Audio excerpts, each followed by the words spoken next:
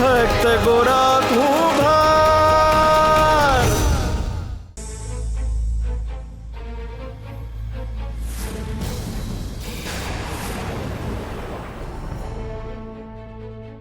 તમને એવું જરાય ન થયું કે હું રાજા પદ મારા દીકરાને સોંપી દઉં? પિતાશ્રી, હું મારા પ્રયત્નથી એ મેળવવા ગયો, પણ તમે મારી પાસેથી મારું યુવરાજ પદ જ છીનવી લીધું.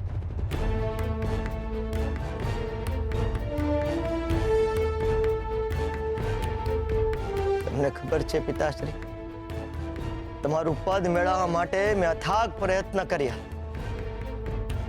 તમને નથી ખબર, પણ રસોઈયાને કહીને વર્ષોથી તમારા ભોજનમાં થોડા થોડા ધતુરાના બીજ નખાવતો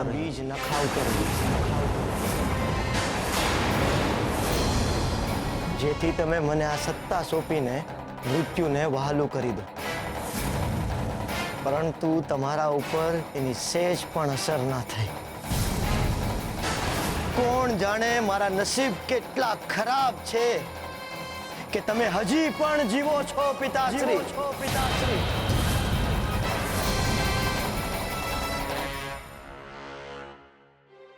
પણ પિતાશ્રી, હવે મારી ધીરજ ખૂટી ગઈ છે. તમારો સમય થઈ ગયો છે. શેનો? વિદાય. એટલે તું કહેવા શું માંગે છે? કહેવા નથી માંગતો રાજા સુરસિંહજી, કરવા માંગુ છું.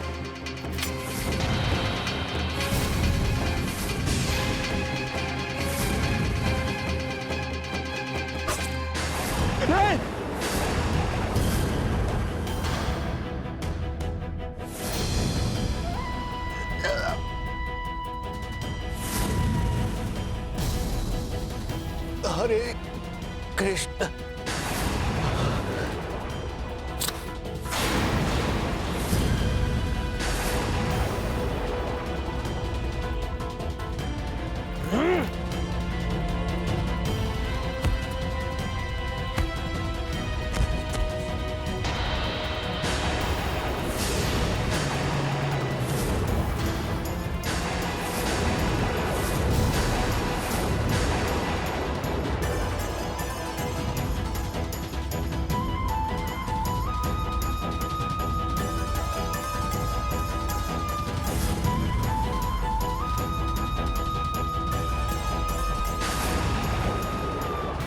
સિપાહીઓ,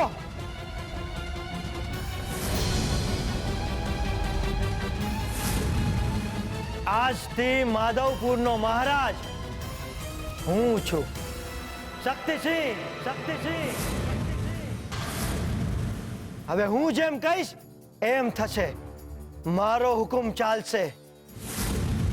મારી વિરુદ્ધ જે જશે એની આ જ હાલત થશે જે અત્યારે મહારાજ સુરસિંહની થઈ છે.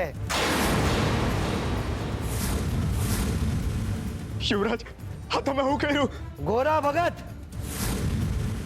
અહીંયા થયેલી ઘટના અહીંયા સુધી જ રહેવી જોઈએ, બહાર ન જવી જોઈએ. જે તે જોયું છે એ તારા હૃદયના કોઈ પણ ખૂણામાં ધરબી નાખજે. જો આ વાત બહાર નીકળી તો તારો જીવ બહાર નીકળી જશે. સિપાહીઓ, લઈ જાઓ આ ભગતિયાને અહીંયાથી અને મહેલની બહાર ફેંકી દો. એ મહેલની આસપાસ પણ દેખાવો ન જોઈએ. આ ભગતરાને રાજમહેલની સામે જોવાની પણ પરવાનગી નથી. મારા હૃદયમાં તો હરી છે. આ રહસ્યના સહવાસ હારે હરીનો વાસ કઈ રીતના થાય? જાઓ, લઈ જાઓ આ ભગતરાને અહીંયાથી. યુવરાજ, આ તમે શું કર્યું? યુવરાજ, આ ખોટું છે. તમે પાપ કર્યું છે યુવરાજ.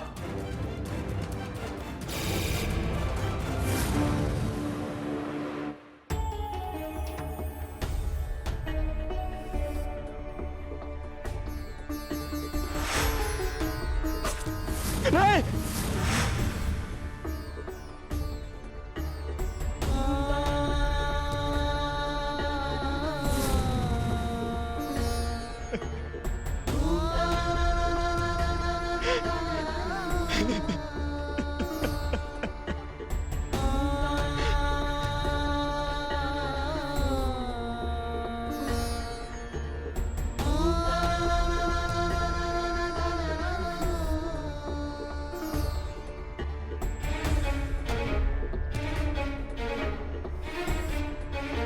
હરી,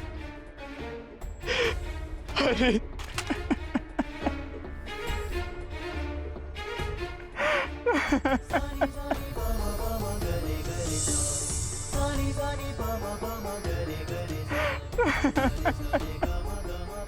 આ ગોરાને શું થયું? કેમ રડી રહ્યો છે? હાલો એને પૂછીએ આપણે. ગોરા બેટા આમ રડે છે કેમ? શું થયું બેટા? હરી, આવું થઈ રહ્યું છે.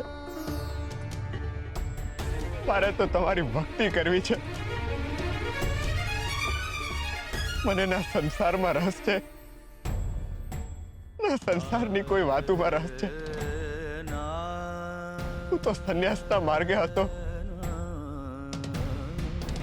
પણ તમે મારી નાવને કઈ દિશામાં લઈ ગયા? હવે હું ક્યાં જાઉં?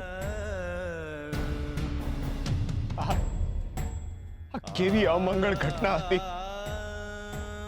હું તમારી નજીક આવવા માંગુ છું ને તમે મને સંસારની માયાજાળમાં વધારે ને વધારે ફસાવી રહ્યા છો. મને તમારાથી દૂર કરી રહ્યા છો. આજે જે મેં જોયું ને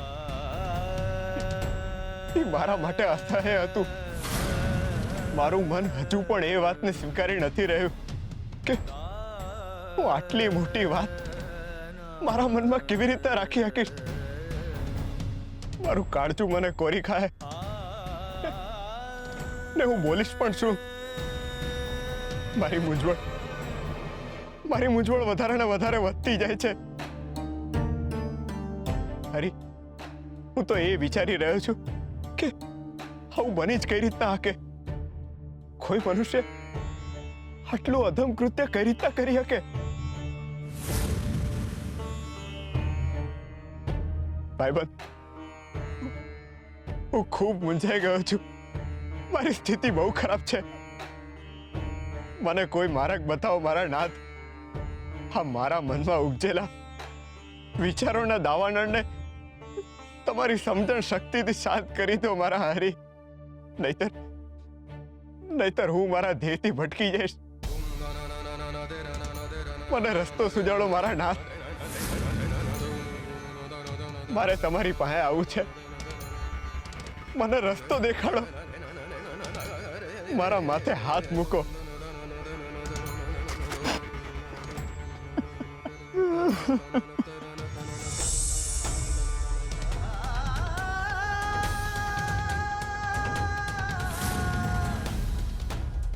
હું થયું ભા?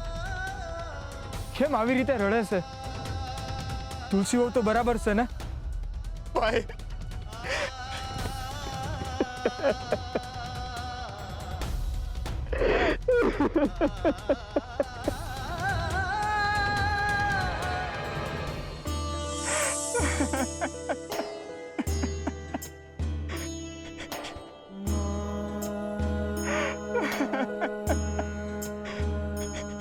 તું કઈ બોલતો કેમ નથી ભા?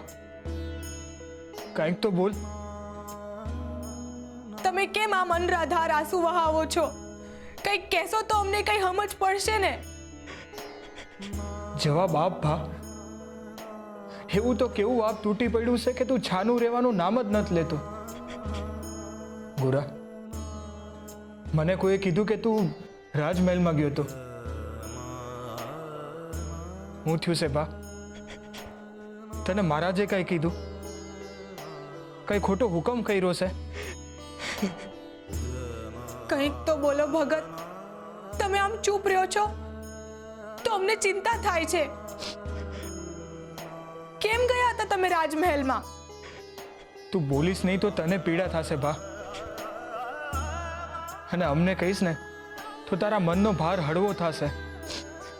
કંઈક તો બોલો ભગત.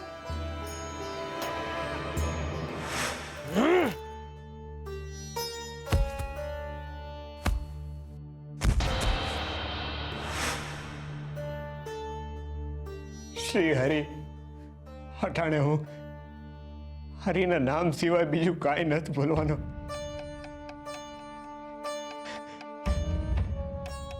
હરે કૃષ્ણ, હરે કૃષ્ણ. ભગત, તમે આમ આડા કાન નહીં કરો. મને બહુ વીતે છે. કયો ને, શું થયું છે? હરે કૃષ્ણ, હરે કૃષ્ણ. ભગત, હવે મારાથી નથી જોવાતું. તુલસી બહુ રહેવા દો. કોઈ ઊંડા ઘા પડ્યા લાગે છે એના હૃદય પર. હરે કૃષ્ણ. અને અટાણે એના માટે હરિ કરતા મોટી દવા કોઈ નથી. અને હરિનું નામ લેવા દો, એને સારું લાગશે. હરે કૃષ્ણ, હરે કૃષ્ણ, હરે કૃષ્ણ, હરે કૃષ્ણ, હરે કૃષ્ણ, હરે કૃષ્ણ, હરે કૃષ્ણ, હરે કૃષ્ણ. તું ચિંતા ના કરીશ ભાઈબંધ. મારો હાથ સદાય તારી ઉપર છે. તમારો હાથ તો ગોરાને બહુ ભારે પડ્યો ના. જુઓ, એ બિચારો કેટલો ડરેલો અને આકુળ વ્યાકુળ થઈ ગયો છે. મેં તો તમને એને સાચે માર્ગે લાવવા કહ્યું હતું, પરંતુ તમે તો એના જીવનના માર્ગમાં વાવાઝોડું જ લાવી દીધું. કેવી દયનીય સ્થિતિ થઈ ગઈ છે એની બિચારાની. મને તો દયા આવે છે ગોરા પર. મારા ભક્તો ક્યારેય દયાને પાત્ર નથી હોતા રૂકમણી. લાચારી અને દયા તો એમની નજીક પણ નથી જઈ શકતા. પરંતુ નાથ, ગોરાના જીવનમાં આવેલો ઝંઝાવત હવે શું ફેર લાવશે? આ ઝંઝાવાત નથી રૂકમણી, આ તો સામાન્ય પવનની લહેરખી હતી. ગોરાના જીવનમાં વાવાઝોડું તો હવે આવશે. તો હવે શું થવાનું છે નાથ? જે ભાગ્યમાં લખ્યું છે એ જ થશે ને ભાઈબંધ. પરંતુ હું સદાય એની સાથે છું. પણ નાથ, કહો તો ખરા કે એવું તો શું થવાનું છે ગોરાના જીવનમાં કે જેને તમે વાવાઝોડા સાથે સરખાવો છો?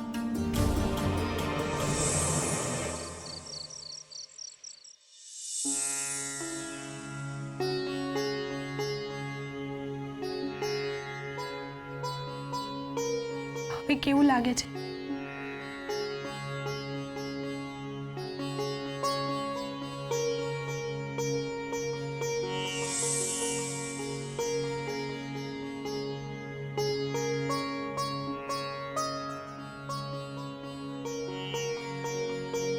ગોરાથી ભૂલ થઈ છે તુલસીઓ. એના પગ નીચે બાળક આવી ગયો કઈ નાનો અપરાધ નથી, પણ તમારા અબોલા એને પીડા આપી જ રહ્યા છે. તમારા તરફથી મળતી પીડા એના હૃદયને છૂંદી જ રહી છે તુલસીઓ. જો હવે ગોરા વધારે એકલો રહ્યો તો ધીરે ધીરે એની એકલતા અપરાધ ભાવમાં બદલાઈ જશે. એ પીડાને સહન નહીં કરી શકે તુલસીઓ, અને બની શકે છે કે સદાયના માટે હરિભક્તિમાં ડૂબી જશે. એટલે તમારે એને માફી આપવાની શરૂઆત કરવી જ પડશે. ભગત, શું થયું તું? હવે તો કંઈક કહો.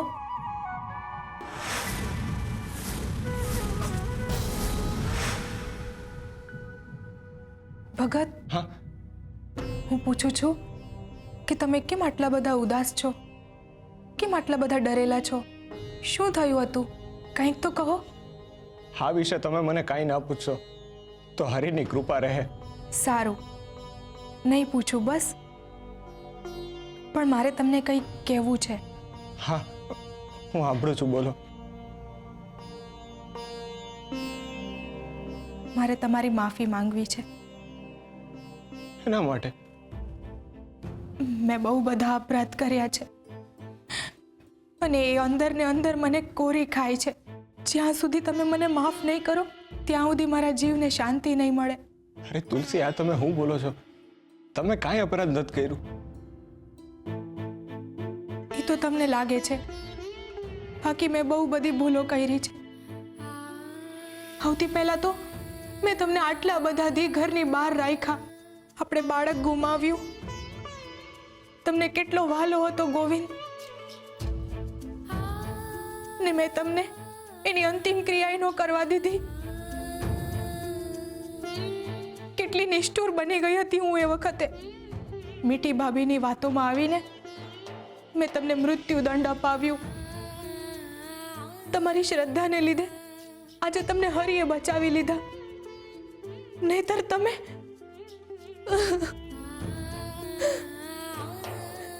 ને એ પાપે મારા માથે લખાણું હોત. ભગત, તમે બહુ ભોળા છો ભગત.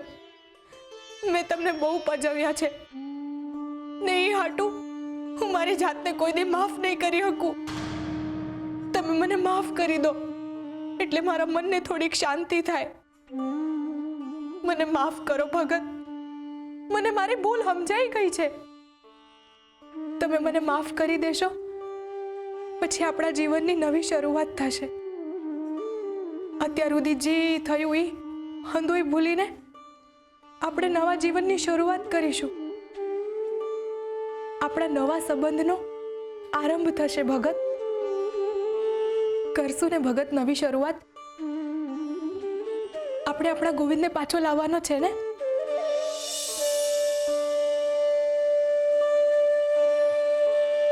તમે કોઈ ચિંતા ન કરતા ભગત. હંધોય હચવાઈ જાહે. હું આ ઘર સંભાળીશ, બાળકોને મોટા કરીશ, તમારી હાટું ભાત બનાવીશ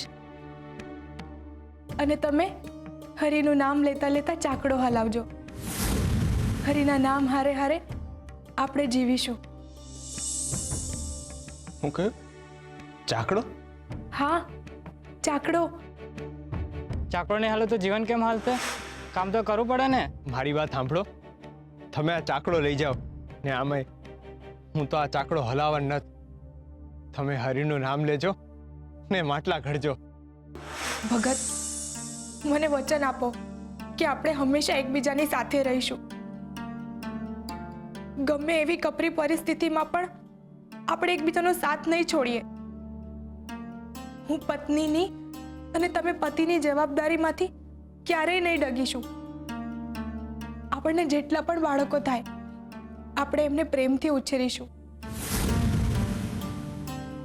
આપણે ક્યારેય આપણા સંતાનો માટે બેજવાબદાર નહીં બનીએ. વચન આપો મને ભગત.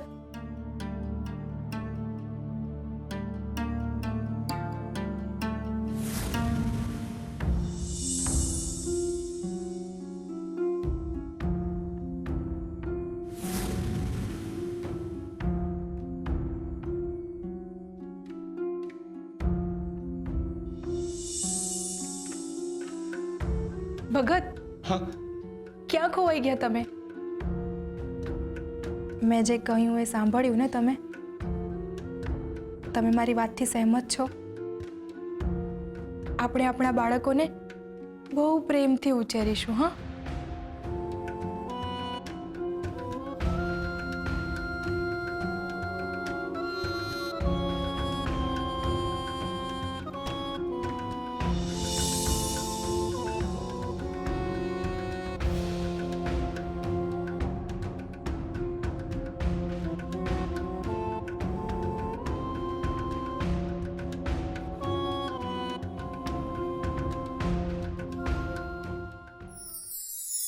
પ્રાયશ્ચિત.